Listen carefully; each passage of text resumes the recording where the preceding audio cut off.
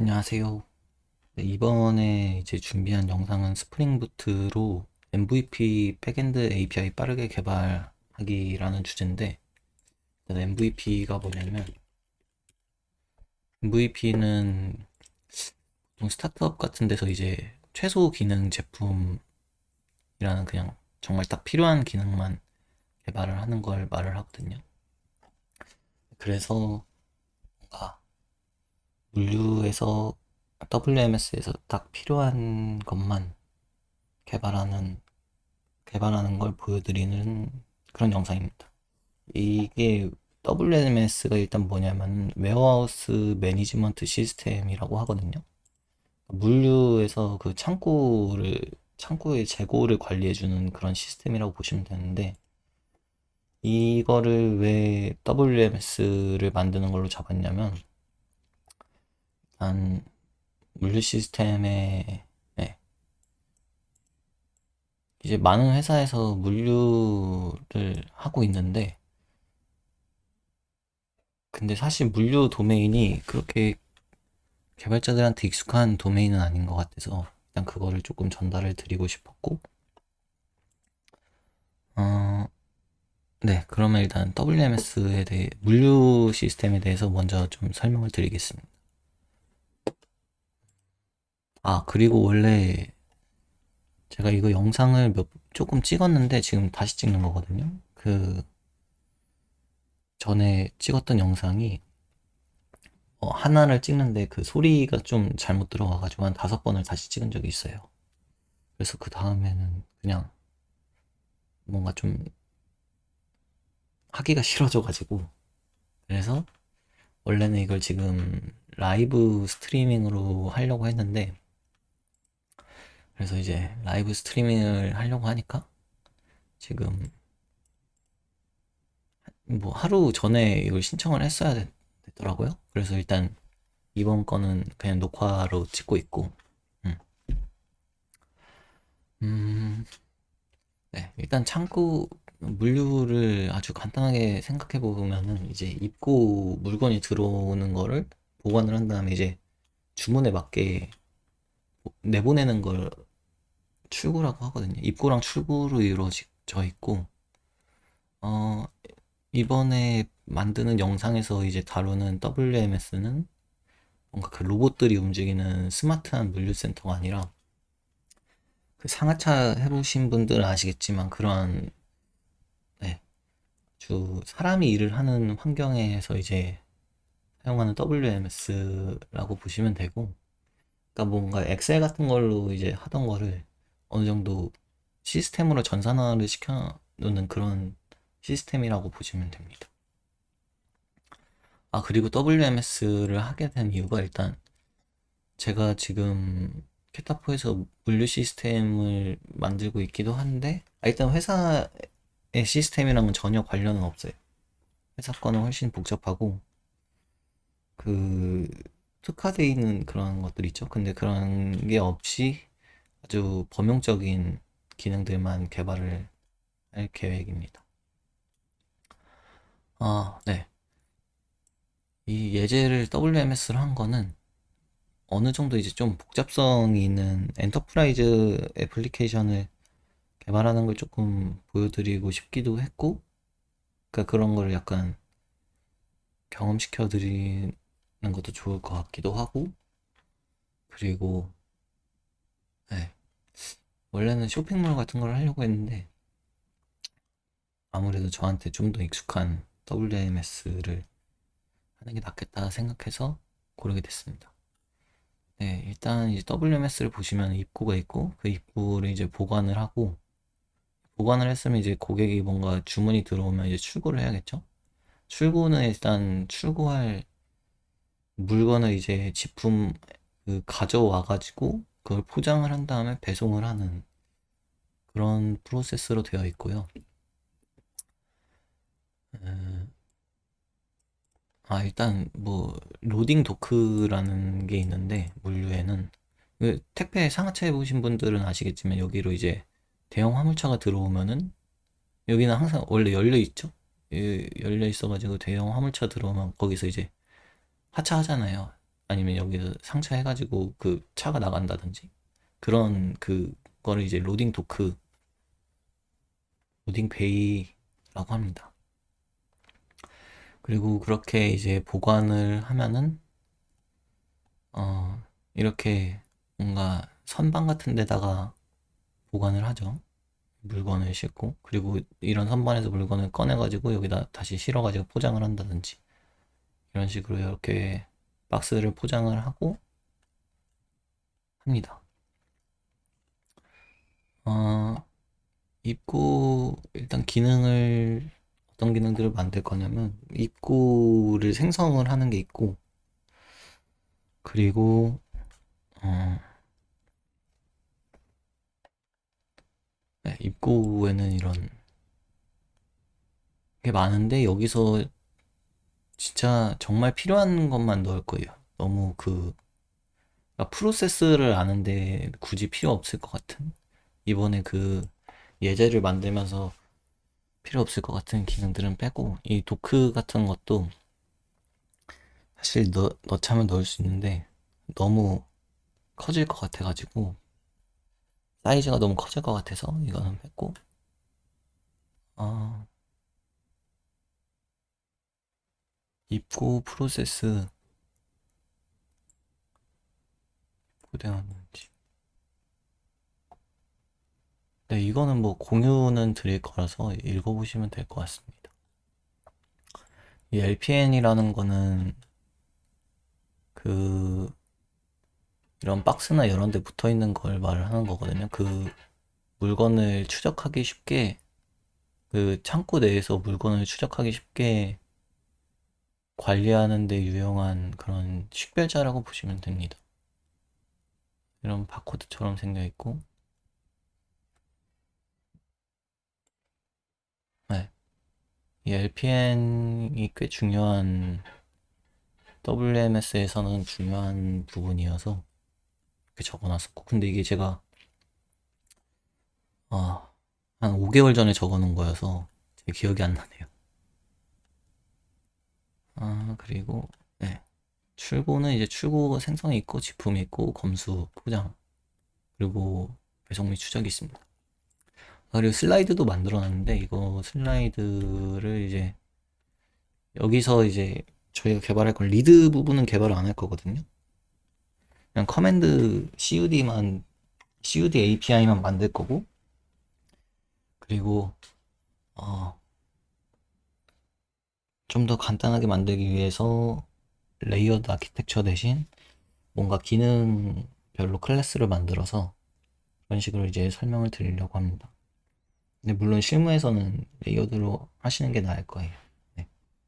예제니까 그렇게 한다는 말씀드리고, 네, 어떤 것들을 만들 거냐면 일단 상품을 만들 거고, 그 상품을 이제 입고를 하는 거를 만들 거예요. 입고에는 입고랑 입고 상품이 있고, 그 입고 상품에 이제 LPN 이런 아까 그 식별 가능한 그런 LPN이라는 게 있고, LPN은 이제 유통기한이랑 그런 것들이 있어요. 언제 들어왔는지, 어떤 상품에 LPN인지. 이거 로케이션이라는 게 아까 그 선반 같은 건데, 그러니까 같은 입구 상품이어도 그 입구 상품이 너무 많으면은 한 번에 여기다 한 선반에 다 못 넣을 거 아니에요. 그래서 어떤 로케이션에 이제 들어가 있는지. 이 로케이션이라는 거는 이제 이번에 여기서 설명드리는 개념은 팔레트, 토트 셀, 팔레트 이거 아시죠? 이 팔레트도 로케이션이고 토트도 로케이션이고, 토트 물류에서 쓰는 물류, 네, 이런 걸 이제 토트라고 하는데 이런 걸 렉이라고 하고 약간 그렇거든요.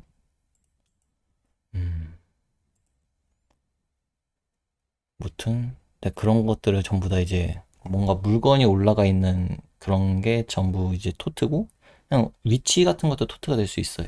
그냥 위치 같은 것도 로케이션이 될 수 있어요. 적치 구역이라는 위치를 그냥 로케이션이라고 해서 거기에 이제 로케이션 바코드를 붙여놓으면 그 거기는 이제 적치 로케이션이죠. 그런 식으로 나눌 수 있습니다. 부모 로케이션이라는 거는 예를 들면은 이런 렉 같은데 이 토트가 여러 개 들어갈 수 있잖아요. 그럼 렉이라는 이 로케이션 안에 이 토트 바구니라는 로케이션이 여러 개 들어가는 그런 거죠. 그렇게 보시면 되고, 입구 전산 등록이라는 거는 그러니까 물건이 처음에 들어오면은 그 전산화가 안 돼 있을 거잖아요. 그러니까 그 물류센터에 전산 재고로 안 잡히니까 그런 것들 이제 데이터화 시켜주는 기능이고, 네. 이거는 바코드를 하나씩 찍어서 데이터화하는 거고, 이거는 너무 수량이 많으면은 직접 수량을 입력해가지고 하는 그런 기능. 아, 그리고 포장재, 이제 다들 택배 많이 사용하시겠지만, 포장재라고 하면 이제 쿠팡을 예를 들면은 뭐, 박스가 있고, 비닐이 있죠?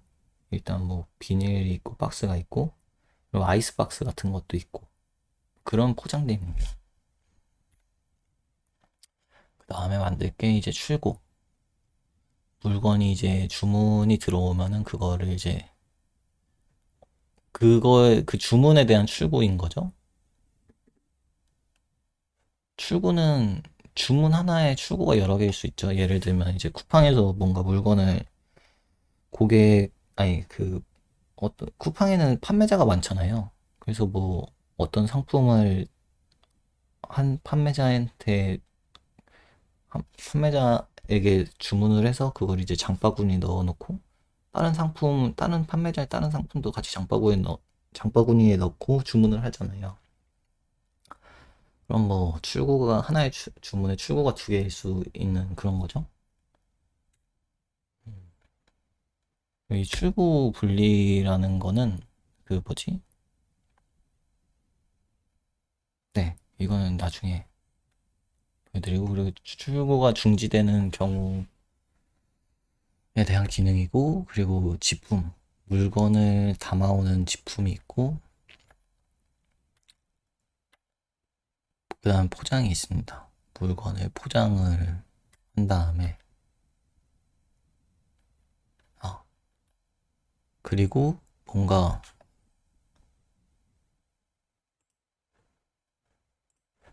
여기서 이것도 로케이션이잖아요. 이 큰 로케이션 안에 이제 이 상품이 담겨 있는데 여기서 여기로 옮기는 것도 로케이션이 이동한다고 볼 수 있죠? 파란색 로케이션에서 이 선반 로케이션으로 이동한다. 그런 기능입니다.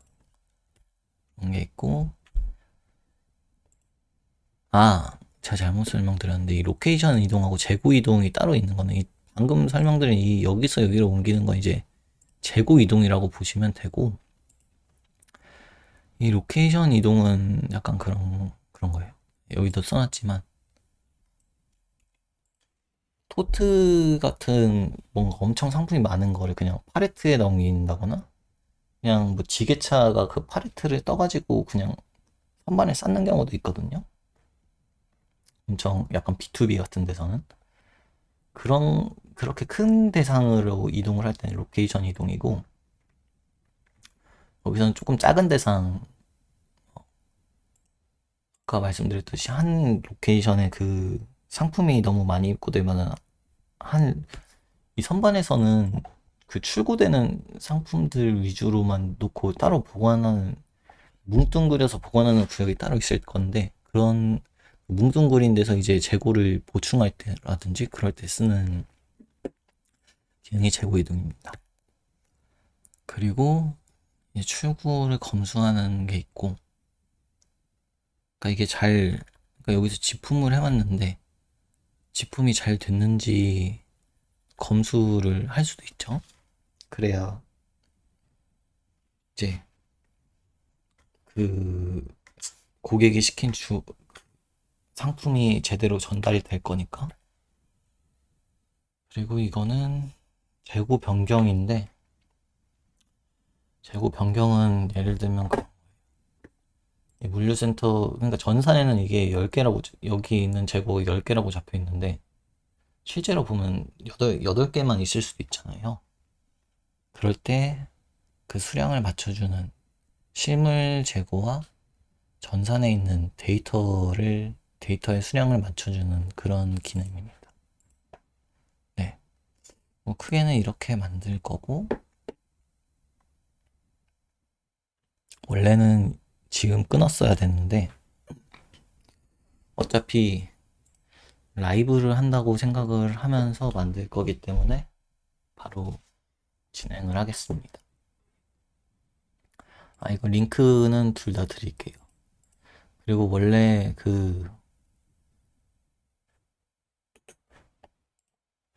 한번 제가 이걸 하기 전에 만들어 봤어요.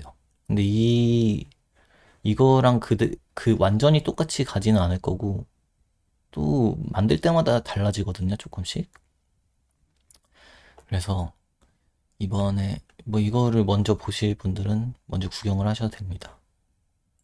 여기 링크가 있고, 어, 네.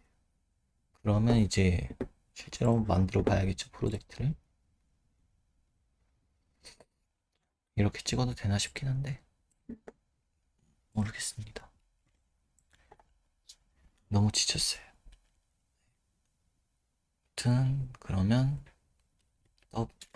WMS 라이브. 저희가 지금 이제 라이브로 할 거기 때문에 WMS 라이브로 하고, 패키지명은 뭐 제 이름으로 할게요. 자바 17이고,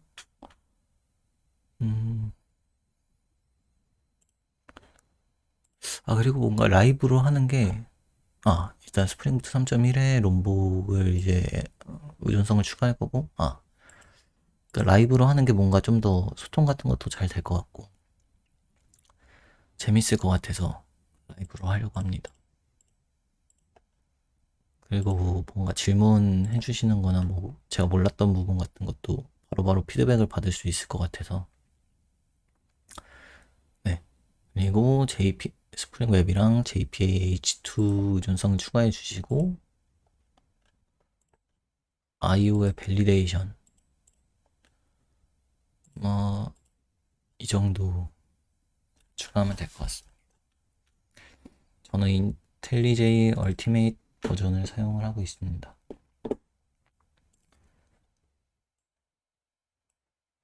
이렇게 만들어졌습니다. 미리 말씀을 드리자면, 제가 자주 사용하는 기능들이 있는데, 포스트 픽스 컴플레이션 여기 있거든요.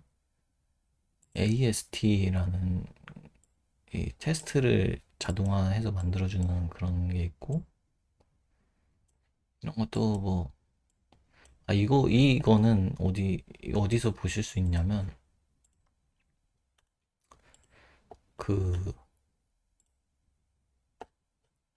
제가 만들어 놓은 영상 중에 리뷰 반영이 있거든요.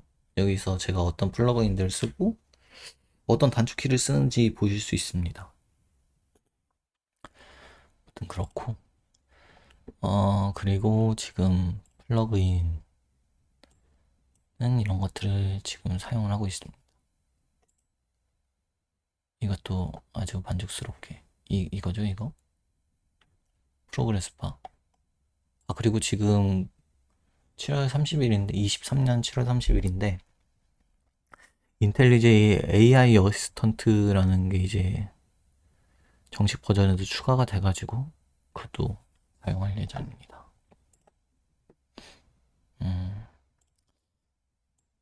임포트가 좀 오래 걸리시는 분들이 있을 수도 있는데,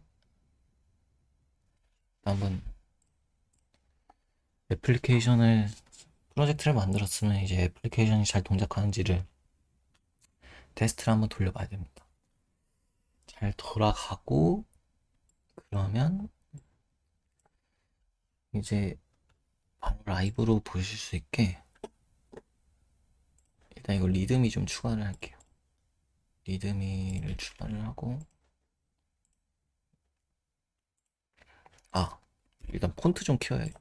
폰트를 잠깐 22 정도로. 이러면은 제가 이 프레젠테이션 모드를 안 해도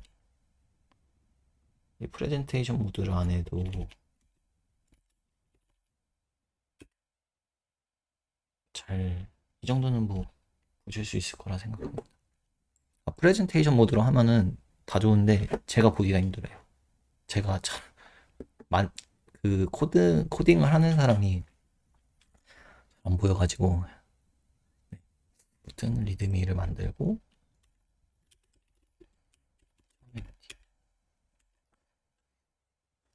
제목을 조금 바꿔야겠죠? 이게 아니라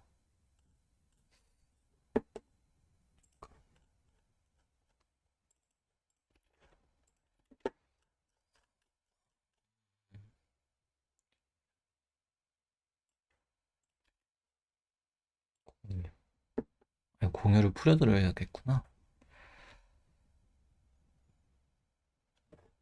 일단 이거는 공유가 링크가 있는 모든 사용자에게 공유가 되어 있고, 이것도 링크가 있는 모든 사용자에게 링크를 복사를 한 다음에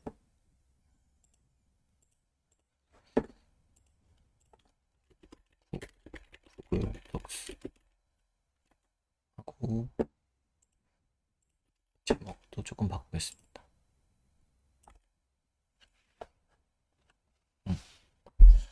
입고 요구사항들이 어떤 게 있냐면, 입고를 생성하고 입고를 상태를 바꾸는 거죠. 확정하고 거부할 수 있고, 입고 상품의 LPN을 생성할 수 있어요. 그리고 상품을 생성하는 기능이 있고, 로케이션, 출고, 그리고 용어 사전 아주 간단하게 적어놨습니다. 네, 애플리케이션 잘 돌아가는 거 봤고, 그러면은 이제 바로 올리죠. 깃허브에 쉐어 프로젝트 온 그걸로 올리고,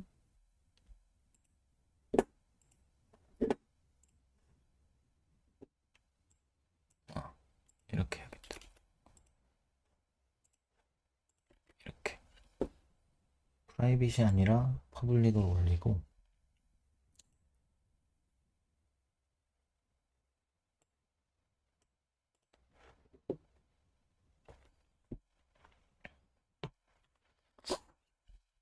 이러면 좀 더 뭔가 라이브 하는 느낌이 나겠죠? 제가 실제로 어떤 식으로 회사에서 일을 하는지 간접 경험을 하는데, 이렇게 하지 말아야겠다, 뭐 이렇게 하면 좋겠다, 그렇게 뭔가 얻어가시는 게 있으면 좋을 것 같습니다. WMS1에 레지스터 프로덕트.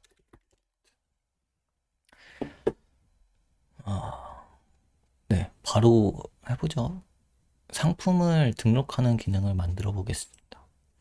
이걸 크리에이트 프로덕트라고 해도 되고 레지스터 프로덕트라고 해도 되는데, 상품을 생성한다, 상품을 등록한다.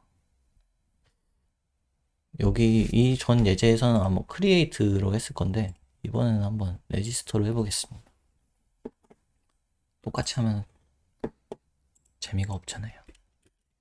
그러면 일단 테스트 패키지에 먼저 만드는데, 저는 예제에서는 레이어드를 안 쓴다고 말씀을 드렸습니다. 이유는 예제니까 좀 더 전달 드리고자 하는 것만 딱 전달 드릴 수 있도록, 그리고 레이어드로 하면 시간이 더 걸리기 때문에 기능별로 이제 클래스를 만들어서 하도록 하겠습니다. 하지만 실무에서는 권장드리진 않는다는 거. 말씀드릴 수 있을 것 같습니다. 레지스터 프로덕트 테스트. 이 정도 폰트면은 적당한 것 같네요. 잠시만.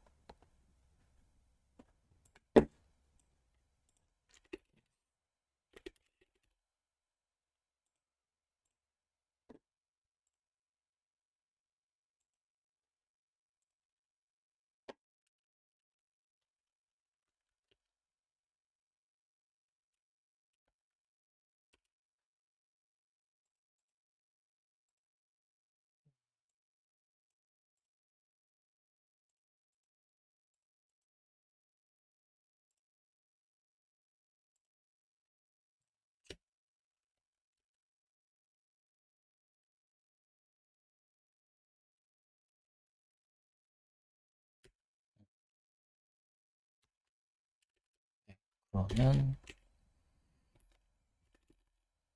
create register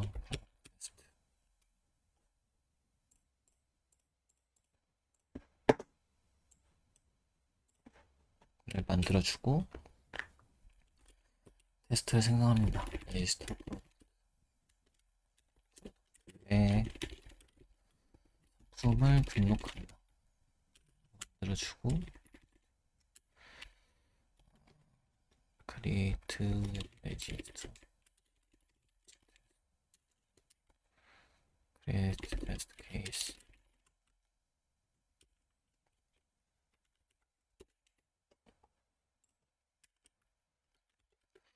만들어 볼까요? 시스터 프로덕트 테스트는 없으니까 없으면 일단 이너 클래스로 만들어주고 이거를 모듈 퍼블릭으로 바꾸겠습니다. 퍼블릭 스태틱으로. 그리고 필드로 뺄 거고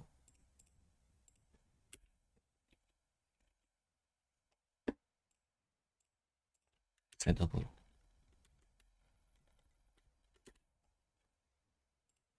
폰트가 이 정도면 휴대폰으로도 보이겠죠? 베이스 프로덕트에 리퀘스트를 할 거고 이게 리퀘스트 매핑이 될 거예요.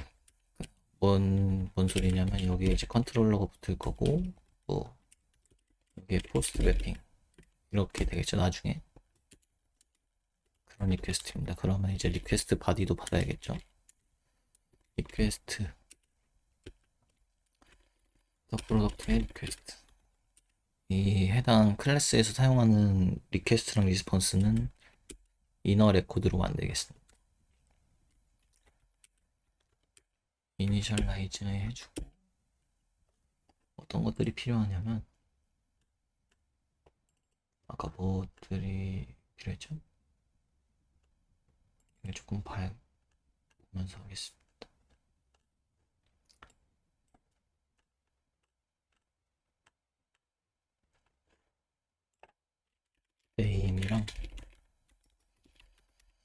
네임이랑 상품 코드랑 상품 설명 그리고 브랜드랑 메이커랑 원산지랑 카테고리 이 카테고리 같은 경우에 상품 같은 경우에는 보통 카테고리는 그 개발자가 아니라 사용자가 관리하는 경우가 많죠. 만들고 삭제하고 막 위치 바꾸고 순서 바꾸고 위치 바꾸고 그렇기 때문에 보통 이 얘도 엔티티가 될 텐데 이번 제재에서는 그 이넘으로 하겠습니다. 카테고리까지 만들기는 뭔가 그거는 물류보다는 상품 그러니까 물류에서 쓰는 상품이 있긴 한데 뭔가 좀 더 상품에 치우쳐 뭔가 좀 중점이 된다고 생각을 해서 이넘으로 만들고 일렉트로닉스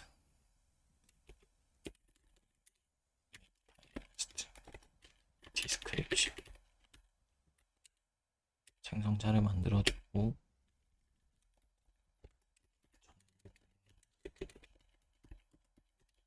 일렉트로닉스라고 하는 이유는 없어요. 다른 걸로 하셔도 됩니다. 뭐 의류라든지 뭐 그런 거. 그리고 보관 대역입니다. 이 보관 대역은 뭐 이제 상온이냐, 그 저온이냐, 뭐 그런 게 될 수 있겠죠. 이거는 실온이라는 뜻입니다.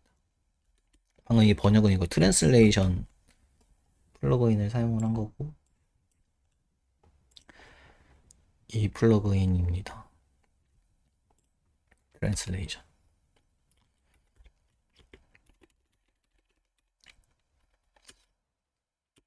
확실히 뭔가 가공을 안 하고 찍어도 되니까 저는 편하네요. 부담감이 덜합니다. 하지만 보시는 분들은 조금 불편할 수도 있어요. 하지만 이렇게라도 하지 않으면은 아예 영상 자체가 제작이 안 끝날 것 같아서. 이거는 무게 그램입니다. 그램. 그리고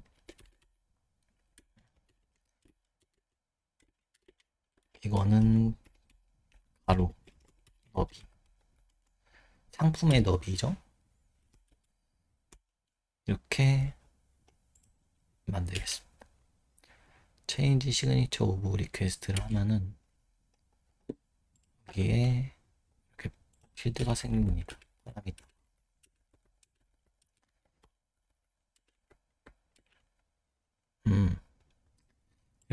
이렇게 생기잖아요. 이것도 치기가 귀찮으니까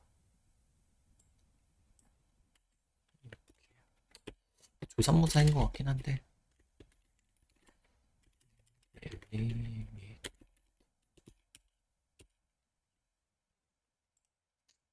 아니다. 이건 웨이치구나.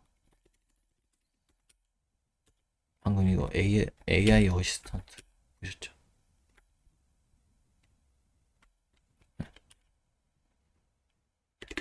파이널 인트로듀스 베리어블을 해서 롱의 윌드스 인 그죠?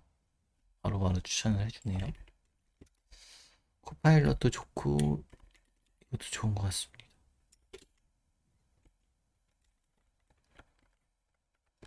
랭스 길이 이렇게 만들어 놓고 시그니처를 만들면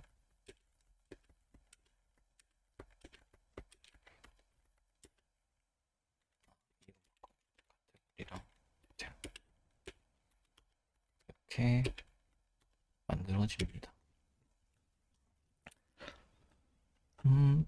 그리고 여기 리퀘스트를 추가를 해주고 리퀘스트 바디가 되는 거죠. 얘는 이렇게 됐으면 다시 인라인 얘네 다 필드를 빼야겠다.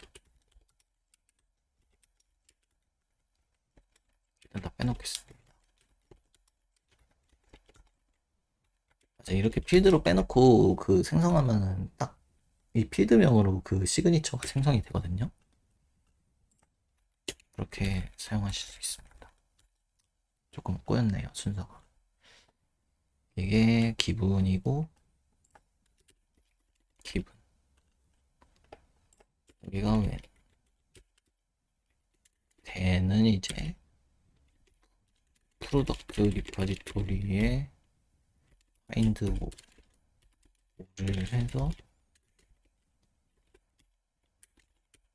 그거의 사이즈가 1인지를 검증을 하면 됩니다. 방금 이거 어떻게 한 거냐면은 그 좀 이건 어떻게 한 거냐면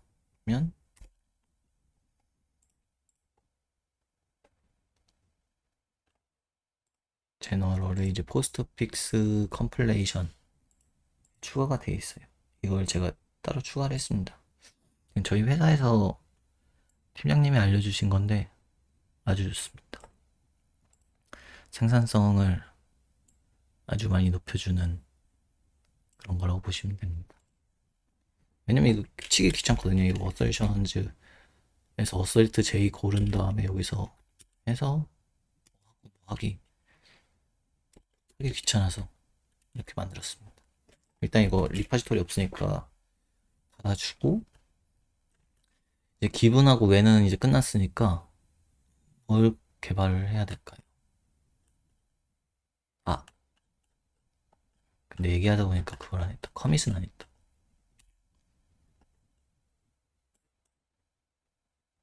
커밋을 안 했어. 음, 너무 많이 왔는데. 원래 좀 더 자주 커밋을 해주셔야 됩니다. 해야지. 일단 어쩔 수 없다. 이렇게.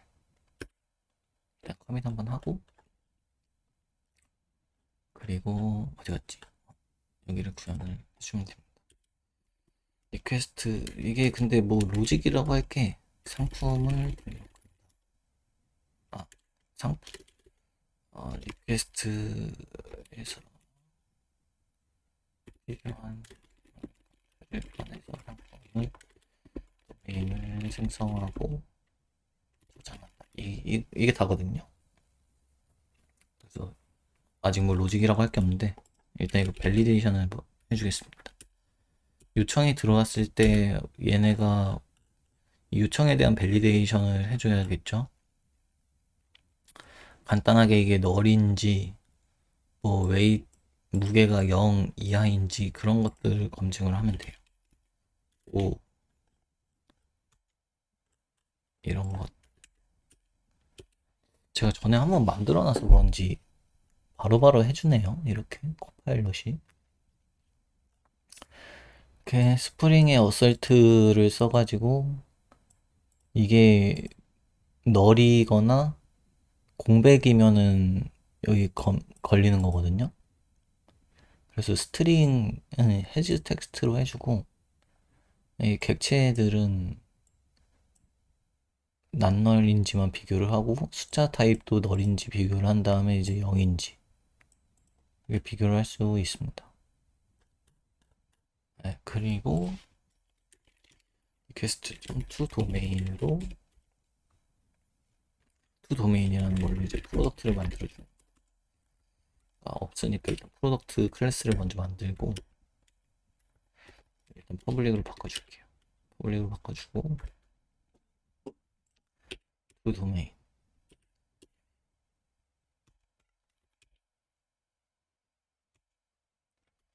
아, 이런 것까지 해주네. 전에 만들어놨던 거예요. 프로덕트 사이즈. 네, 이 위드 이런 거는 이제 사이즈라는 클래스로 모을 수 있겠죠?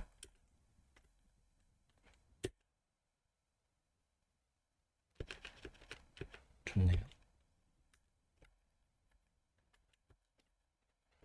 퍼블릭 스티치 인드를 해주고 줄 좀 맞춰준 다음에 이것도 줄 좀 맞춰주고 지금 이제 없으니까 만들어줍니다. 잠깐. 혹시 여기서 이제 도메인이 또 생성이 될 때도 퓨어한 상태로 생성이 되는 게 좋거든요. 그걸 걸을 수 있는 거 다 걸고 해주나?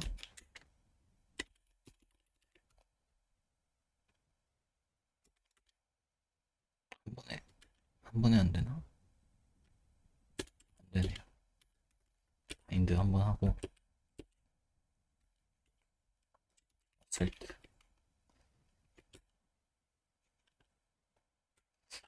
이건 위에 거에 가져오죠.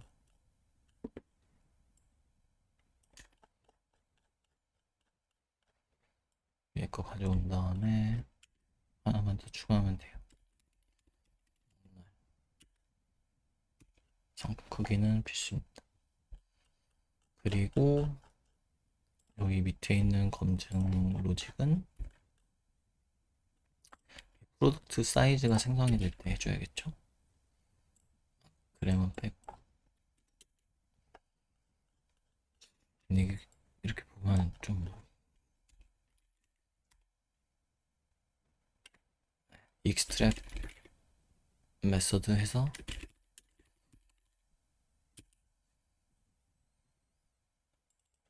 생성자를 생성할 때 할 수 있는 밸리데이션을 여기서 메서드로 분리해서 합니다. 이렇게 해야 된다는 게 아니고 지금 제가 실제로 하는 방식을 보여드리는 거예요. 실제로 회사에서 이런 식으로 일을 합니다. 데이터 프로덕트 사이즈.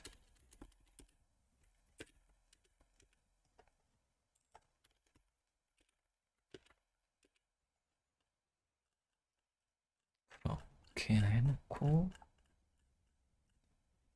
올라와서 프로덕트 리파지토리 프로덕트를 세이브를 해주면 끝입니다.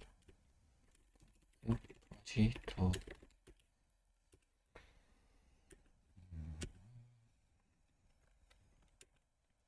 이거 F2 누르면은 바로 가지거든요. 이렇게 F2 누르면은 지금 빨간불 뜨는 대로 바로 가집니다.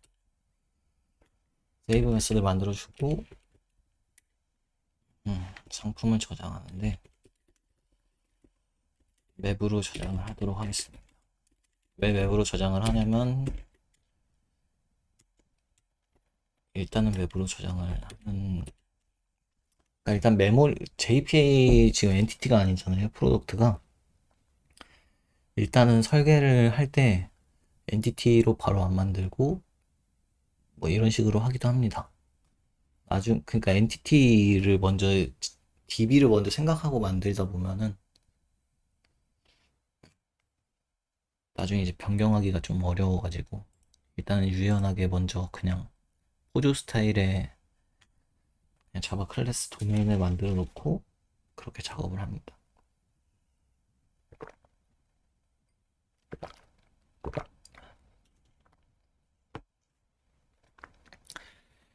음, 그리고 근데 이게 어차피 계속 이렇게 쓸 건 아니고 금방 사라질 거예요.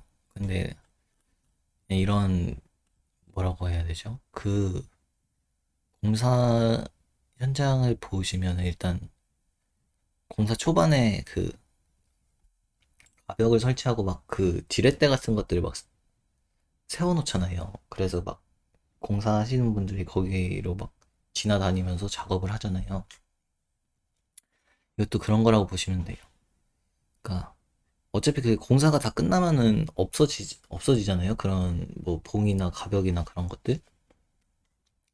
근데 그 공사를 하는 동안 이제 필요한 이것도 그 하는 동안에 이제 플로우를 만들기 위한 과정이고 이제 이 기능을 정말 API로 요청해서 받고서 DB에 저장할 때쯤 되면 이거는 없어지겠죠? 무튼 그렇습니다. 정사인 아이디. 저는 보통 이렇게 하는데 이렇게 안 하셔도 돼요.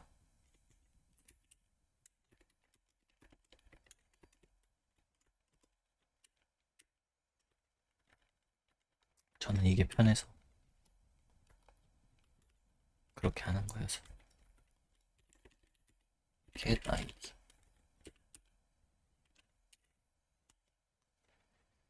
이렇게 하면은 그리고 얘는 파이널로 만들어서 생성 레지스터 프로덕트를 생성할 때 주입받도록 하겠습니다. 필드로 만들어주고 프로덕트 리파지토리 뷰 이렇게 하면 되겠죠. 그리고 파인드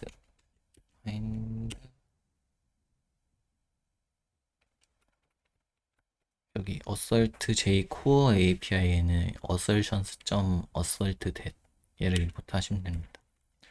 파인드홀이 없으니까 만들어 주겠습니다. 리스트에 프로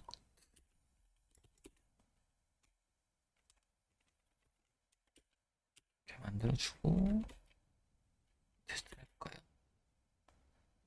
네, 잘 저장이 된 걸 보실 수 있죠?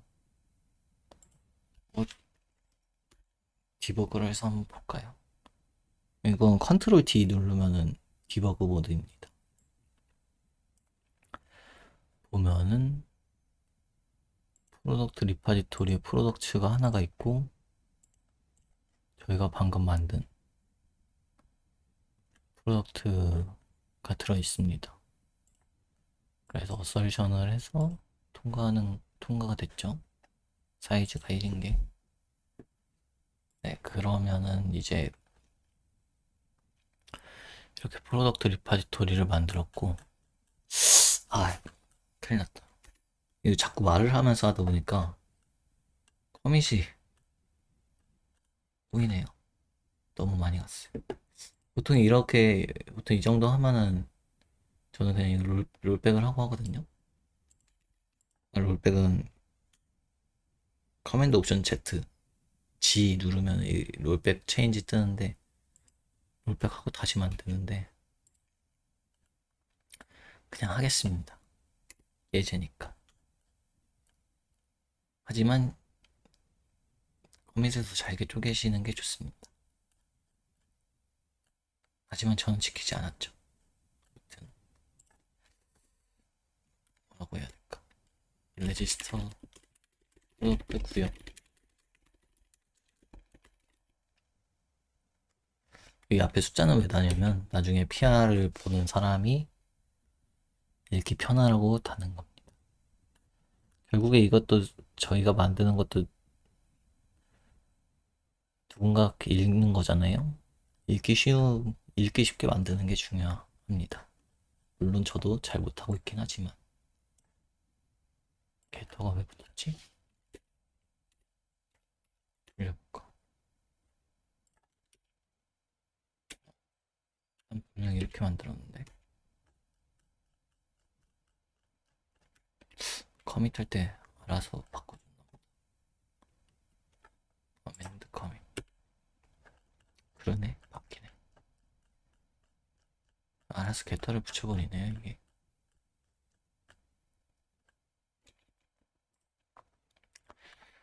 일단 그렇게 하고, 원래 여기서 한 번 더 끊어야 되는데, 계속 하고 있어요.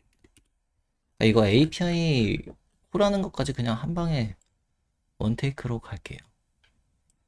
원래 되게 여러 번 쪼개가지고 이제 영상을 올렸었는데,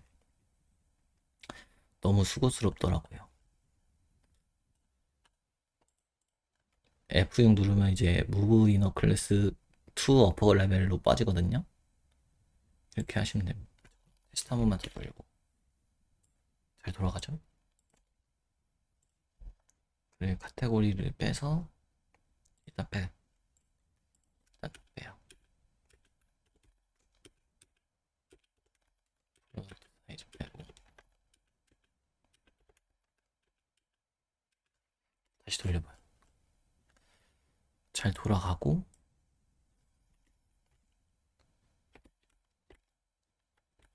Move Class to Classes to Upper 레벨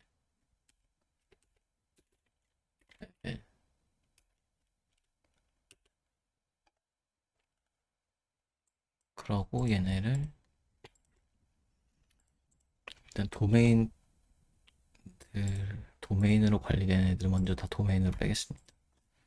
프로덕트의 피처가 아니라 도메인이라고 보시면 되고 메인 패키지죠. 없으니까 만든다 하고 만들어졌고 얘도 메인 패키지로 올리겠습니다. 다시 한번 테스트 실행을 해보고 테스트 잘 돌아가죠? Move classes to main packages.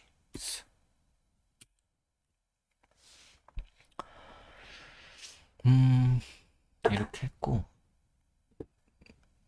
여기까지 올렸으면은 이제 이거 API 테스트로 만들어 볼게요. 실제로 HTTP 요청을 보내서 이 레지스터 프로덕트의 리퀘스트가 되는지 그걸 한번 그렇게 바꿔 보겠습니다. 그러기 위해서는 이 의존성을 하나 추가를 해줘야 되는데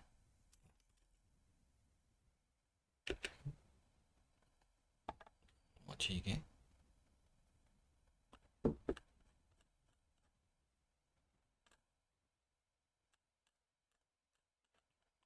저도 오늘 이거 업데이트를 해가지고 조금 바뀌었네요.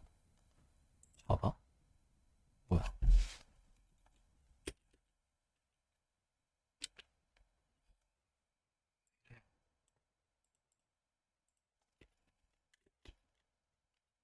좀 이상해졌는데? 원래 이게 아닌데? 할 수 없다. MVN 리파지토리로 갑니다. MVN 리파지토리로 가서 여기서 레스트 어셔 이 IO 레스트 어셔 여기 클릭해 주시고 가장 최근 버전 5.3.1 그레이드를 추가해 주실게요. 그리고 이렇게 추가해 주고 주석을 API 테스트 라이브러리 이렇게 해주시면 됩니다. 이거 추가하면은 빌드 한 번씩 로드 한번 해보셔야 됩니다. 이거 커맨드 쉬프트 I 누르면 로드 되거든요. 어떻게 바꿀 거냐면 이게 이렇게 되는 거죠. 레스트 어셔드 기본 이 기본 로그 올은 뭐냐면 HTTP 요청을 보냈을 때 그 여기 콘솔에 찍히는 그 요청 로그거든요. 그래서 이걸 추가를 해주시고 컨텐츠 타입은 제이슨이고 바디는 리퀘스트 여기 만들어 놓은 리퀘스트를 넣어주면은 이게 HTTP 요청을 할 때 리퀘스트 바디에 제이슨 형식으로 요청이 됩니다. when에 호스트의 프로덕츠라는 이름으로 된 로그홀 스테이터스 코드는 HTTP 스테이터스 스프링 프레임워크에 있는 거 201 코드로 응답을 해줍니다. 이 den에 있는 로그홀은 그 응답 HTTP 요청 응답에 대한 방금 이거 인트로듀스 베리어블 왜 했냐면 이거 줄맞춤 하려고 했어요. 이거 귀찮잖아요. 이렇게 다 바꾸기 귀찮아서 베리어블 만들어주면 줄맞춤이 되기 때문에 했습니다. 이 HTTP 요청에 대한 응답의 로그라고 보시면 됩니다. 근데 그 해줘야 될 게 여기 스프링부트 테스트로 바꿔야겠죠. 웹 인바이먼트의 랜덤 포트로 해주시고 인트 포트 8080이 아니고 랜덤 포트니까 로컬 서버 포트를 받습니다. 그리고 레스트 어셔드의 포트를 설정을 해줄 건데 이게 포트가 없으면 이렇게 포트를 설정을 해준다. 여기 설정될 포트를 설정을 해준다. 보시면 됩니다. 호출해볼까요? 스프링부트 어플리케이션이 잘 떴죠? 떠서 이제 이게 레스트 어셔드 로그예요. 기본 로그. 호스트로 이런 포트, 로컬호스트 이런 포트에 프로덕츠라는 URI에 요청을 보냈는데 컨텐트 타입은 제이슨이고 바디는 저희가 만든 거 이렇게 요청을 했습니다. 그리고 이게 제네 로그인데 404 이 요청을 찾을 수 없다는 응답이었죠. 프로덕트라는 패스를 못 찾겠다. 왜 못 찾냐? 저희가 안 만들었으니까 못 찾죠. 여기 REST 컨트롤러를 만들어주고 호스트 매핑을 붙여줍니다. 프로덕트 그리고 여기 리퀘스트 바디를 설정을 해주고 지금 여기 빨간불 뜨는 게 REST 컨트롤러에 이제 이제 생성자 주입을 받는데 얘가 빈이 아니라서 그렇거든요. 오토와이어드 할 수 없다. 얘를 빈으로 만들어줍니다. 그럼 됐고 다시 요청을 해볼까요? 근데 실패할 거예요. 잠깐만요. 이거 어떻게 늘려? 왜 실패하냐면은 응답이 200이라서 그래요. 200이 응답이 오길 기대했는데 응답이 200이에요. 그래서 그렇습니다. 스테이터스를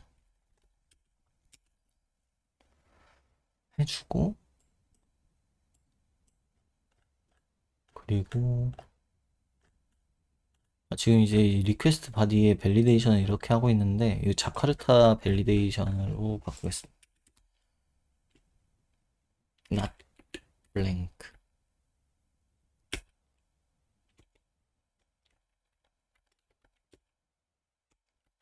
파일럿을 웬만하면 쓰세요. 이런 거 하나하나 치고 있기 힘들거든요. 실무할 때 생산성이 굉장히 떨어지기 때문에 잠깐 민 이런 식으로 추가를 해줍니다. 상품의 너비는 필수입니다. 민 붙여줘야죠. 민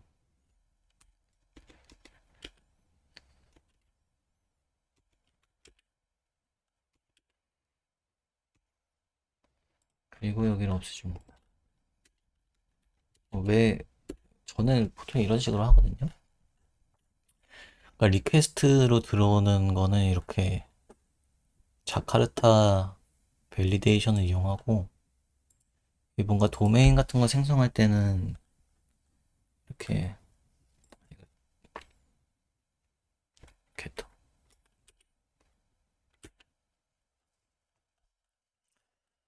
도메인을 생성을 할 때는 보통 이렇게 스프링 F1 누른 거예요. 스프링 프레임워크 유틸에 있는 어설트를 씁니다. 다르게 하셔도 돼요. 정답은 없습니다. 근데 이제 생성을 할 때부터 이제 밸리데이션을 하면은 이 생성된 프로덕트는 그 깨끗한 거라고 보실 수 있겠죠? 퓨어하다고 볼 수 있습니다.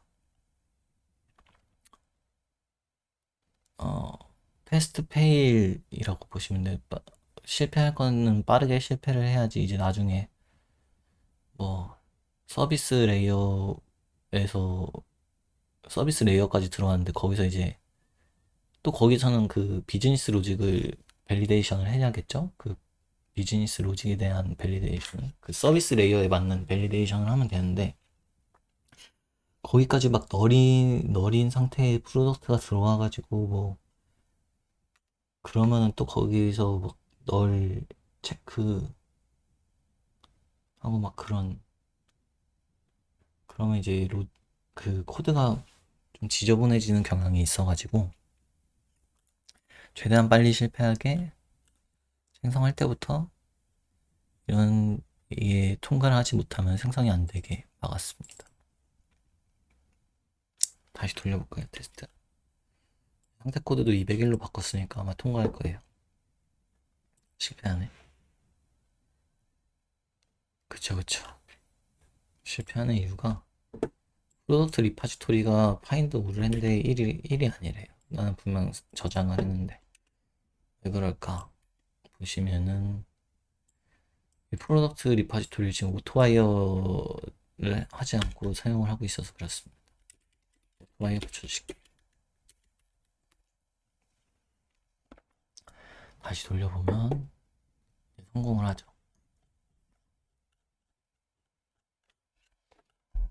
커밋. 아, 또 커밋 빼먹었네. 일단 라이브러리만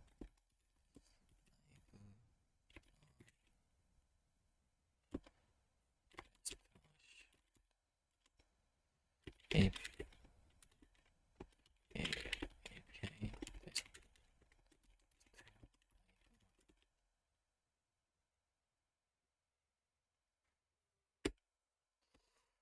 근데 보통 이제 PR을 올릴 때 아니다. PR 정도는 뭐 PR은 원래 이전에 한번 올려도 지금 정도 PR은 올려도 되거든요.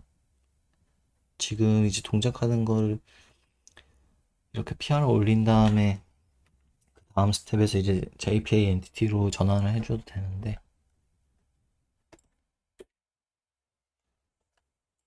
그냥 하겠습니다.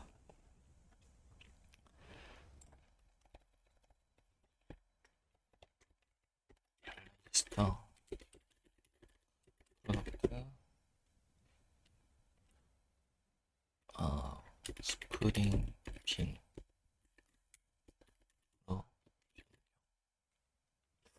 뭐 이렇게 해야 되나? 이런 식으로 할까? 스프링 빈 API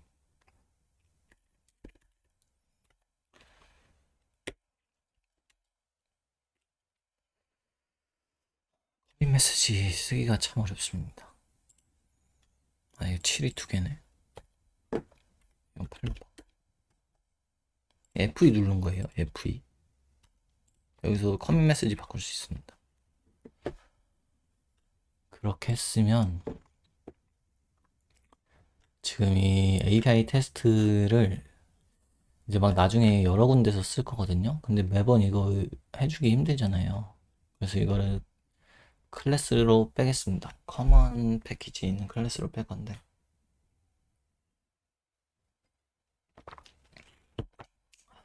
원래 지금 한 영상 3, 4개 정도 나왔는데 원래 찍어놨던 거를 따지면 그냥 가겠습니다. API 테스트는 어떻게 만들 거냐면 그 레지스터 프로덕트 API 라는 클래스를 만들고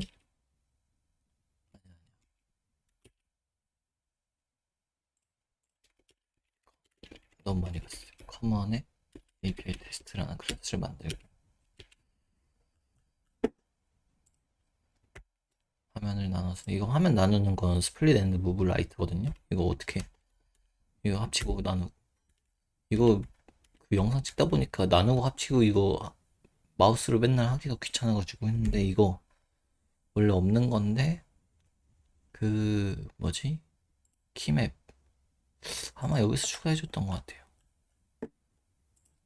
스플릿이라고 치면 네 여기 제가 단축키로 등록을 해놓은 거거든요. 이 스플릿 앤드 무브 라이트랑 언스플릿 올 이거에 원래 단축키가 없는데 단축키로 추가를 해놨습니다.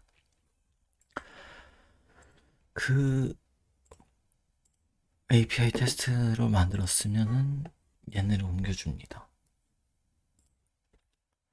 스프링 부트를 이제 이 API 테스트는 이 API 테스트 클래스를 상속해서 만들 거예요. 비포에 추가를 해주고 그럼 얘는 없애고 익스텐즈에서 API 테스트 익스텐즈에서 사용하면 되겠죠? 그럼 이제 이것도 없어도 됩니다. 한번 해볼까요?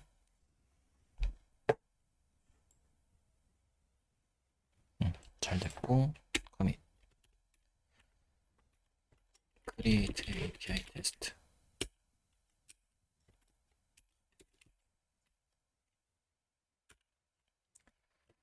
그리고 나중에 이제 시나리오 테스트라는 걸 만들 건데 이 테스트 케이스 API 테스트 케이스만 보더라도 또 어떤 플로우로 인해서 이게 동작하는지를 이제 보여주기 위한 그런 클래스거든. 그렇게 만들 건데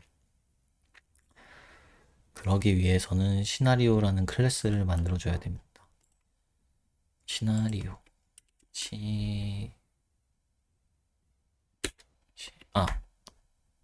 그 전에 이걸 좀 옮길게요. 이걸 익스트랙 메소드 한 다음에 컨트롤 T 누르면 이제 리팩터 디스라고 그 리팩터링 할 수 있는 게 나오거든요. 그래서 익스트랙트 딜리게이트 라는 걸 하겠습니다. 더 프로덕트 API 이렇게 만들어주고 피처의 API라는 패키지를 만들겠습니다. 리팩터를 하면은 이렇게 빠지거든요. 이거를 위로 빼주고 빌더 만드는 거예요. 빌더 점 빌드 하면은 그런 요청이 가도록 그런 식으로.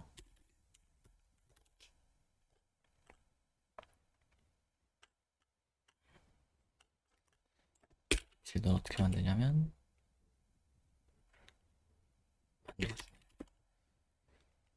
그쵸 이렇게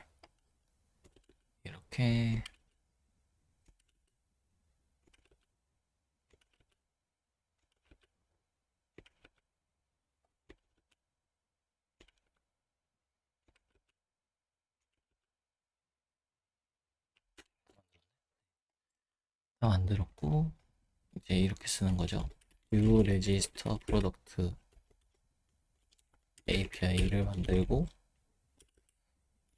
API 점 코드가 이렇게 리퀘스트를 보냅니다. 이렇게 리퀘스트를 보내고 또 보내고 싶으면은 이제 또 리퀘스트를 하면 되겠죠. 이런 식으로 이제 재활용을 하기 위해서 클래스를 만들었습니다. 일단 그냥 바로 리퀘스트를 이렇게 해서 한번 테스트를 해볼까요? 기본 빼주고 잘 돌아가고 이제 create register 근데 저도 이게 메시지를 잘 적는 편이 아닌데 더 잘 그러니까 이게 결국 보는 사람이 이해하기 위해서 이거 적는 거잖아요. 좀 더 잘 적어주시면 됩니다. 저는 능력이 없어서 잘 못 적고 있는 거예요. 이 메시지까지 따라 하실 필요는 없습니다. 훨씬 잘 적는 분들이 많으실 거기 때문에. 이렇게 하고, 이걸 이제 시나리오라는 걸 써서 만들거든요.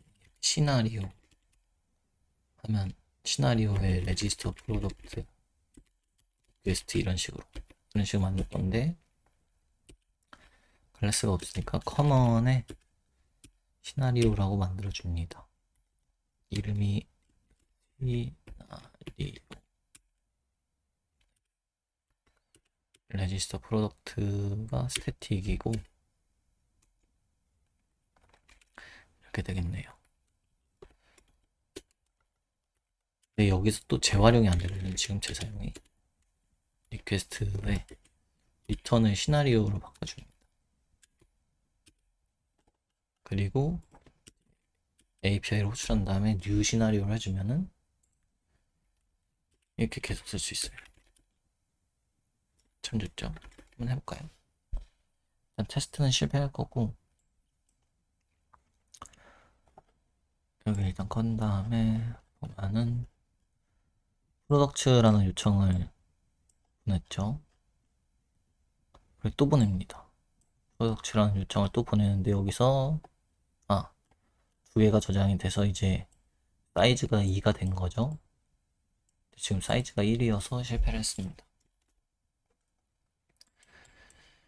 이렇게 시나리오 기반의 테스트로 바꿔봤고 크리에이트 시나리오 테스트.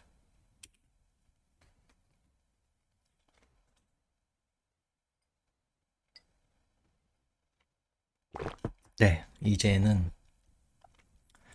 프로덕트 리파지토리가 뭐지? 그 메모리인데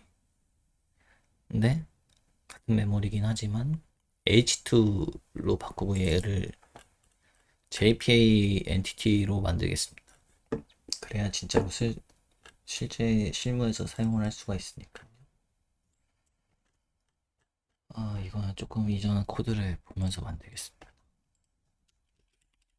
맨날 외우고 있지는 않는 거라서. 만들고 테이블을 만들고 이름은 프로덕트 코멘트를 달아줍니다. 그리고 노멀하게 기본 생성자가 있어야 되거든요.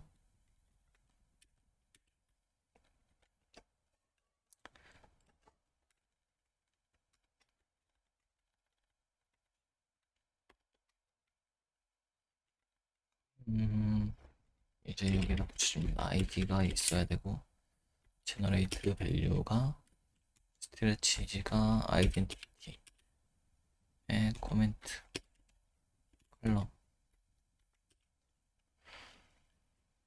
name id 이거 넘버로 할까? 넘버로 해야겠다.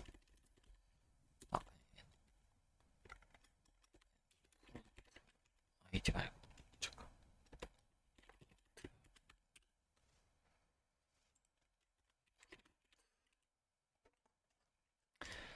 뭔가 아이디도 좋은데 사인 뭔가 아이디는 그쵸.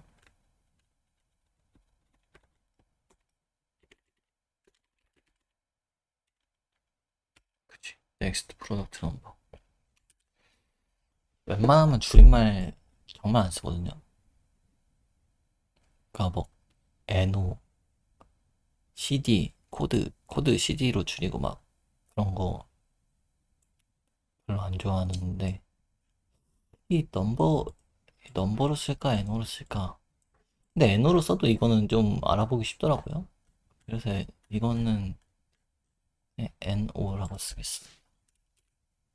상품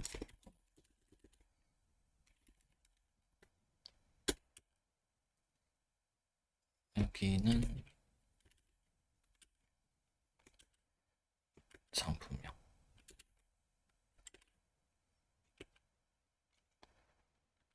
코드 상품 코드 유니크 상품 코드 유니크 하면 좋죠. 유니크하게 만들겠습니다.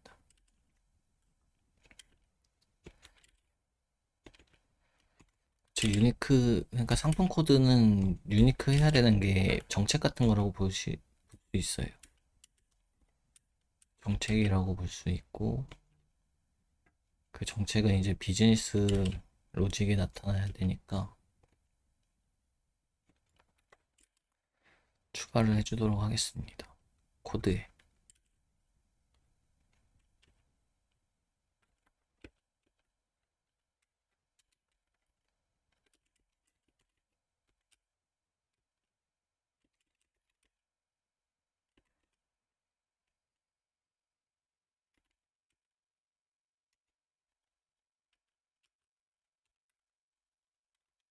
기본 생성자가 있어야 되니까 파이널을 빼주고 약간 이런 게 그 포조 도메인과 그 JPA를 쓸 때 그런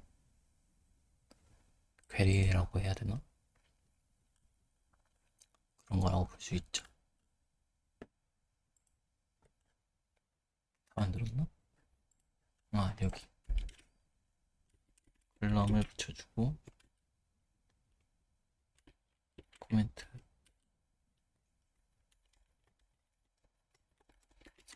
나오기.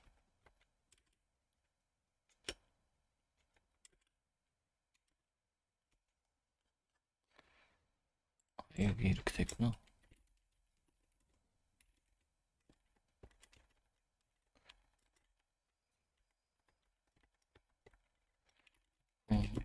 키.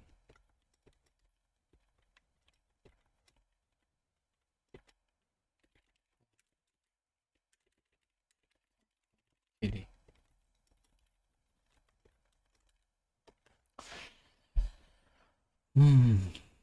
이렇게 추가를 해주고, 혹시 여기 리퀘스트도 그렇게 돼 있나? 아, 여긴 잘 돼 있네. 그쵸, 그쵸. 그리고 지금 이 프로덕트 이제 JPEG로 만들었죠. 그러면 여기 리파지토리를 이제 인터페이스로 바꿔야겠죠. JPA 리파지토리로 바꾸겠습니다. JPA 리파지토리의 프로덕트에 이제 다 JPA에서 구현을 해주니까 한번 다시 돌려볼까요? 테스트를.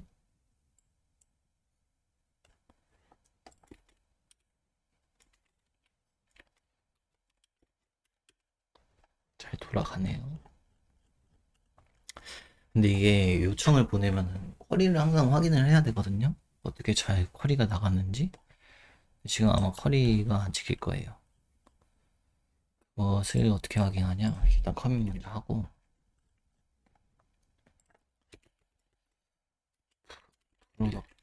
프로덕트 JPA entity 우편 P6 스파이라는 라이브러리를 이용하도록 하겠습니다. 이거는 MVN 리파지토리의 P6 스파이 P6 스파이 있죠. 여기 가장 최신 버전 사용해 주시면 됩니다. 그레이드를 추가를 해주고 SQL 로거 이거 코끼리 눌러주시면 돼요. 아니면 커맨드 쉬프트 I 누르거나. 이렇게 라이브러리 추가하고 이 라이브러리를 사용을 하기 위해서는 그 스파이 프로퍼티스라는 파일이 필요합니다. 그 스파이 프로퍼티스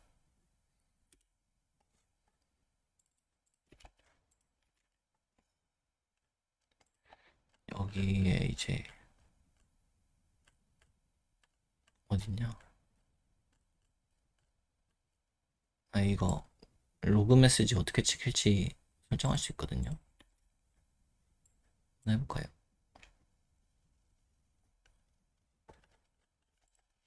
인ser트 안 보이네. 그리고 설정을 해줘야 되는 게 이 P6 스파이 드라이버를 설정을 해줘야 돼요. 네, 암을 바꾸고 이 프로퍼티스 파일은 어디냐? 잠깐 여기다 추가해야겠다.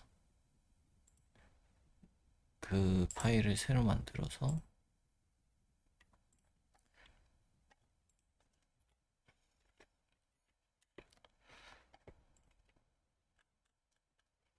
그냥 텍스트로 못 만드나?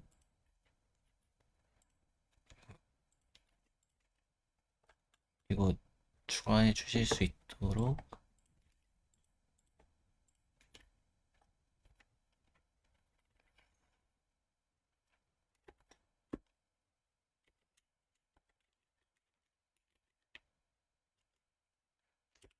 이렇게 제목을 해서 링크를 복사를 해서 여기다 P6 밑에다 P6 스파이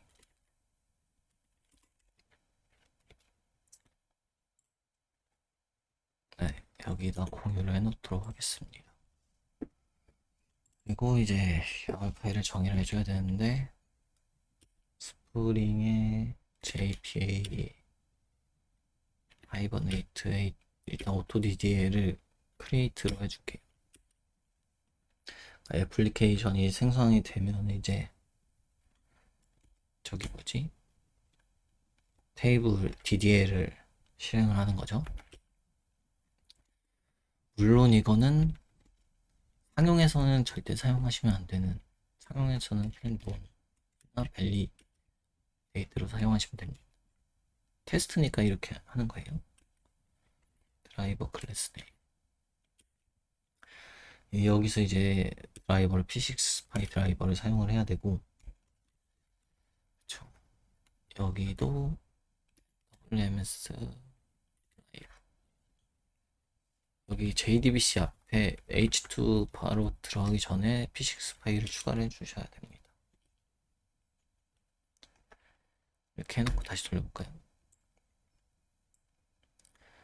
이제 드라이버를 이걸 쓴다고 하니까 쿼리가 보일 거예요. 이렇게. 그러니까 P6 파일을 쓰는 게, 그러니까 여기서 그 로그 설정해줘도 보이긴 하거든요. 근데 이렇게까지 깔끔하게 보이진 않아요. 그 물음표로 되어 있어가지고 막 그렇게 쿼리 SQL 따로 뭐 그 다음에 그 스테이트먼트 파라미터 따로 그렇게 보여지는데 보통 이렇게 한 방에 보입니다. insert into product에서 밸류는 어떤 것들이 들어갔고 그런 것들을 볼 수 있습니다. 이렇게 해서 일단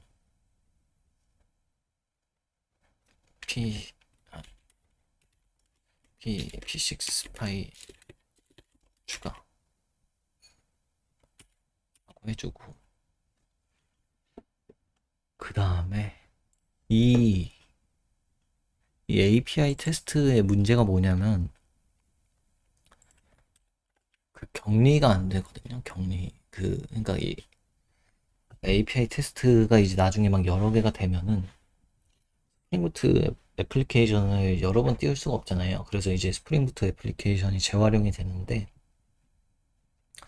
그때 이제 크리에이트 그러니까 오토 DDL에 이제 테이블을 드랍을 한단 말이에요. 드랍을 하는데 시퀀스는 계속 올라가요. 그래서 원래는 find by id로 시퀀스 1으로 조회하던 테스트가 그 순서에 따라서 깨질 수가 있어요. 그게 막 시퀀스가 2가 될 수도 있고 3이 될 수도 있고 막 그래가지고 그런 문제가 있는데 그거를 이제 해결하기 위한 이제 어떻게 할 거냐면 이 비포에서 그 JPA 엔티티 저희가 만든 JPA 엔티티에 테이블에 있는 데이터를 이제 셋업이 될 때 모두 지우고 시퀀스도 초기화를 할 거예요. 그렇게 해주지 않으면은 아까처럼 말씀드린 것처럼 테스트가 격리가 안 돼서 깨집니다. 시퀀스 때문에. 아무튼 그 작업을 이제 추가하도록 하겠습니다. 이름은 데이터베이스 클리너 컴포넌트예요. 그 뭐냐 이니셜라이즈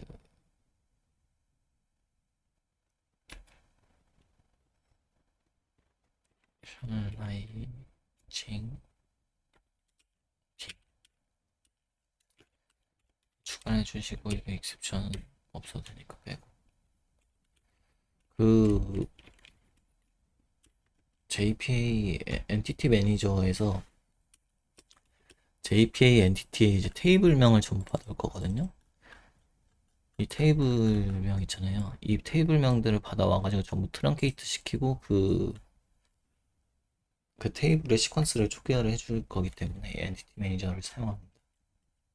좀 보면서 하겠습니다. 외우고 있을 필요는 없고 프로젝트 처음에 세팅할 때만 한번 해주는 거거든요. 그냥 복부 타시면 돼요. 그냥 그 뭐지? 저기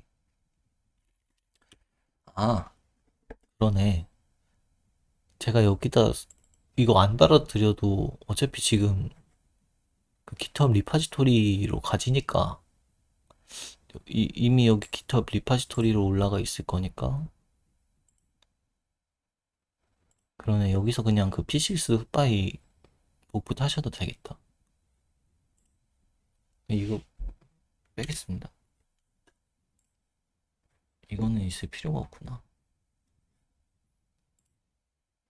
어, 나중에 나중에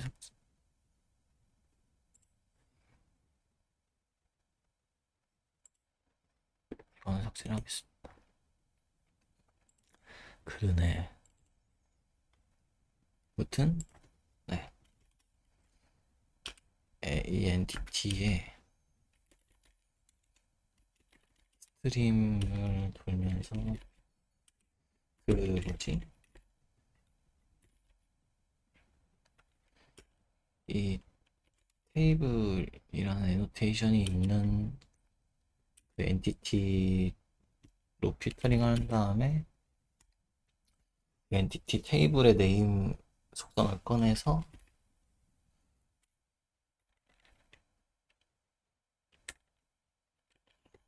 이렇게 테이블 네임스라는 걸 만들어줍니다. 필드로 뺄 거고. 그리고 이거를 이제 지워주는 걸 할 건데, 이거는 그냥 복붙하세요. 외우지 마시고. 그러니까 어떤 의미인지만 알고 계시면 돼요. 일단 플러시를 하고 이 엔티티 매니저를 이거 셋업에서 사용할 거예요. 여기 API 테스트에서 데이터베이스 클리너, 여기서 어떻게 할 거냐면 데이터베이스에 여기서 처음에 포드 세팅할 때 그 테이블명 세팅해 준 다음에 데이터베이스에 여기서 날릴 거거든요. 그럼 이제 셋업에서 엔티티 매니저 플러시 한 다음에 쿼리를 날리는데, 이 쿼리가 뭐냐면 이건 그 제약 조건을 해제해 주는 거거든요. 그러니까 AFK가 걸려 있는 클래스 같은 경우에는 그 순서대로 안 지우면 안 지워지는 경우가 있잖아요. 막 FK에 이미 데이터가 있는데 못 지운다, 뭐 그런 거, 그런 제약 조건을 해제해 주는 참조 무결성을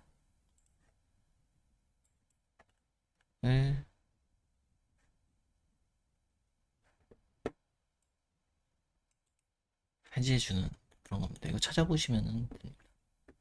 그리고 이렇게 참 이제 무결성 해제한 다음에 테이블명 세팅한 거가 이제 루프를 돌면서 테이블을 날리고, 이 리스타트 아이덴티티라는 옵션을 붙여줘서 이제 이게 시퀀스를 초기화하는 거거든요.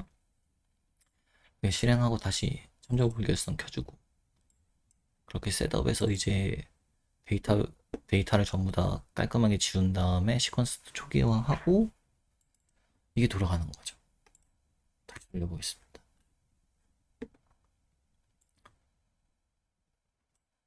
이렇게 되면 어떻게 되냐?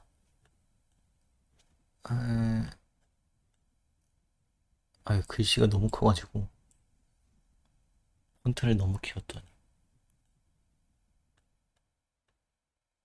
그쵸 그쵸. 이 비포에서 이거 해지하고 프로덕트 날리고 시퀀스 초기화하고, 그리고 다시 설정하고, 그 다음에 이제 HTTP 요청을 보냅니다. 이렇게 프로덕트를 등록하라는, 생성하라는 요청을 보내고, 실제로 생성을 하죠. JPA 엔티티를 통해서. 그 다음에 201 코드를 반환을 해줍니다. 그 다음에 여기서 이 쿼리는 왜 나갔냐면, 여기 어설션 부분에서 쿼리를 한 번 더 한 거고. 네. 이렇게 하면은 이제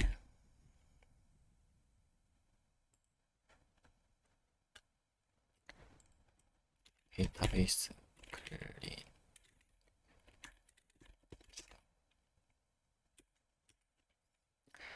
이렇게 하면은 이 기반은 다 끝났거든요. 그 상품 등록하는 거 이제 시나리오로 만들어서 나중에 또 재활용할 수 있게 이 바로 다음에 이제 입고를 생성할 때 이걸 쓸 거예요. 입고를 생성하려면 입고 상품이 있으려면 상품이 있어야 될 거 아니에요.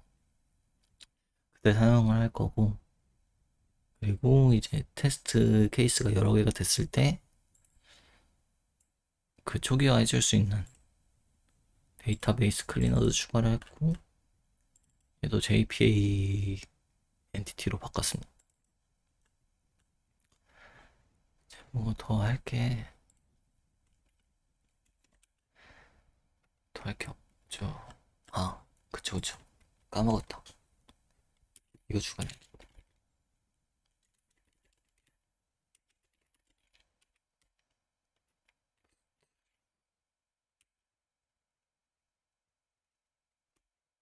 그쵸. 이거. 그, 프로덕트 코드가 겹치면 안 된다는 정책이 있었죠?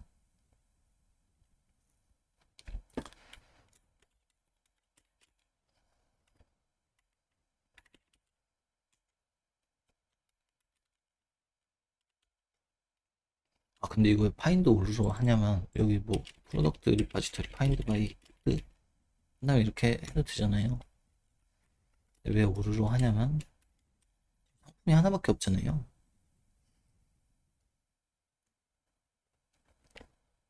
네, 상품이 적어서 그렇습니다. 실제, 뭐, 최적화 하면 좋겠는데, 지금 이제 사용자 뭐 한 명, 두 명 있고 상품 한두 개 있는 시스템에 이런 최적화를 하는 거는 좀 아닌 것 같습니다. 그리고 뭐 나중에 정말 이 서비스가 잘 돼서 상품도 많아지고 그때쯤 되면 그, 그때 되기 전에 이미 이 코드는 뭔가 최적화가 되어 있을 거예요. 처음부터 하셔도 되는데 저는 하지 않겠습니다. 하셔도 돼요, 이거. 그게 잘못됐다는 건 아니에요. 프로덕트 리파지토리 파인드 바이 코드에 막 해가지고 이렇게 해도 됩니다.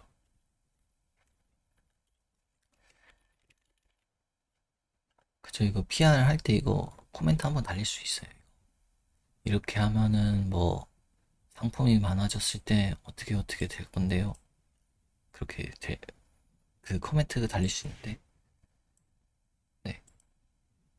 뭐 그때 바꾸든지 뭐 나중에 뭐 이거 진짜 문제 되는지 그 서비스가 커져도 이게 문제가 안 될 수도 있어요. 상품이 한 100개밖에 없으면은 그냥 100개 가져와가지고 뭐 루프 도는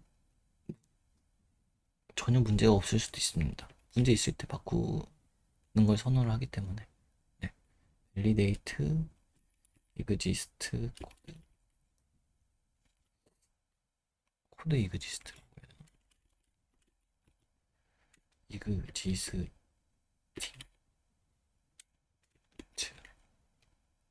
코드가 존재하는 줄.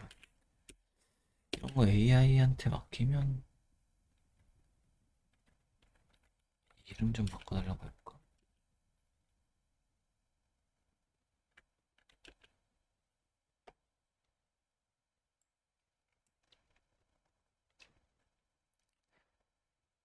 아, 그치. 이렇게 바꾸라고 AI가 추천을 해주고,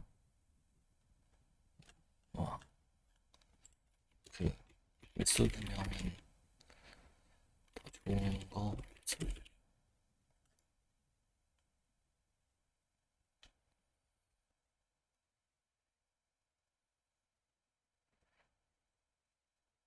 이걸로 바꾸래요.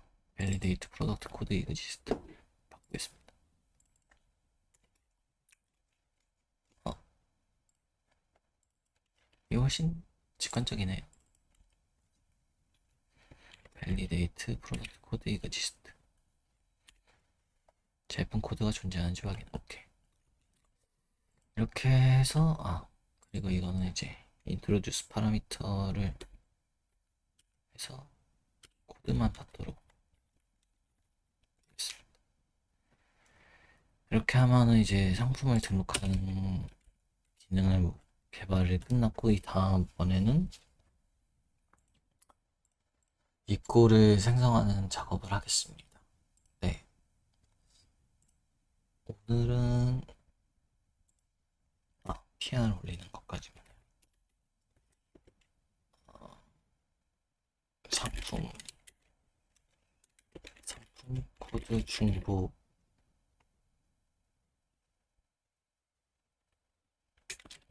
중복되면 안 되는 정책 추가. 커밋 메시지가 꼬였네요. 이게 14번이고 이게 15번이 돼야겠다. 이렇게 해서 푸시를 해주고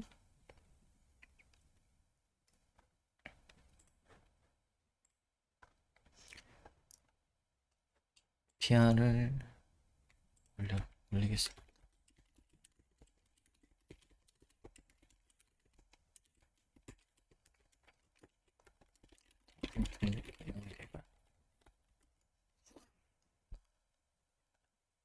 PR 올렸으면 코드를 보셔야 됩니다. 한번 사람들이 이제 리뷰어가 보기 전에 코드를 한번 봐야겠죠. 어떤 것들이 제가 잘 의도한 대로 다 추가가 됐는지.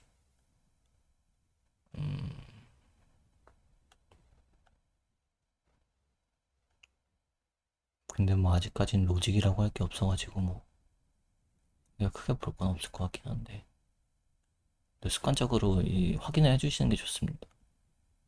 지금 이 PR이 꽤 큰 거거든요. 지금 스크롤이 굉장하죠. 이러면은 보는 사람이 보기가 힘들 수도 있습니다.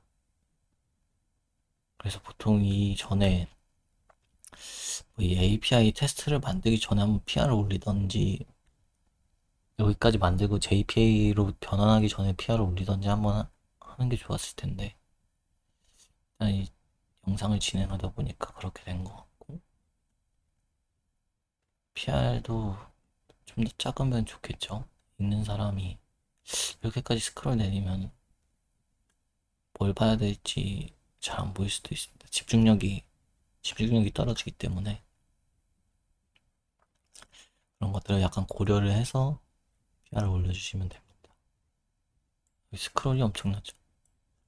버튼이 이렇게 PR 올리고 지금 마스터로 바로 때리는데 보통 이제 거의 대부 들어가고 뭐 스테이지 들어가고 하겠죠. 그럼 이렇게 볼 수 있어요. 커밋을 눌러가지고 이 넥스트 넘기면서 이 그 만든 사람의 뭔가 의도가 이 커밋이 작아야 이렇게 넘기면서 그 사람의 의도를 파악하는데 좋거든요. 너무 뭉뚱뭉뚱 크게 커밋을 하다 보면 이게 의도가 잘 안 드러납니다. 그러면 그 메시지도 엄청 장황해지고 그러면 모르겠어요. 좋은 것 같진 않습니다. 730 너무 크죠? 하지만 어쩔 수 없습니다. 저도 말은 이렇게 하는데 잘 못해요. 잘 안 추려져요. 아무튼 여기서 이제 바로 잠깐. 스쿼시 앤드 머지로 하겠습니다. 이 스쿼시 앤드 머지를 하면은 어떻게 되냐면 그 PR이 하나 또 생기고 그리고 지금 맞네. 이 디스크립션을 안 달았는데 이것도 추가해 주는 게 좋겠죠? 뭐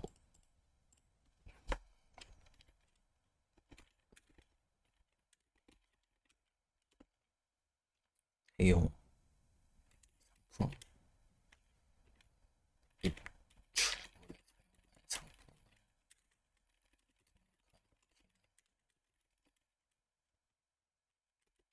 API 추가 뭐 이런 식으로 쓰면 되겠죠? 그러면 이제 PR을 보는 사람이 좀 더 참고할 수 있는 게 되는 아, 이게 화면에서 보면 이렇게 나오거든요. 그래서 그 PR 단위로 뭔가 할 때 좋습니다. 그리고 이렇게 푸시를 하면은 여기 마스터로 체크아웃을 한 다음에 풀을 받아주셔야 돼요. 그 다음에 이제 또 새로운 피처 브랜치를 만들고 이제 작업을 해야지, 안 그러면은 이제 올리다가 꼬일 수가 있습니다. 네, 오늘은 이제 여기까지만 하고, 뭐 내일이 될지 오늘 일요일이라서, 아니면 일단 밤이 될 수도 있을 것 같긴 한데, 일단 이거 스트리밍이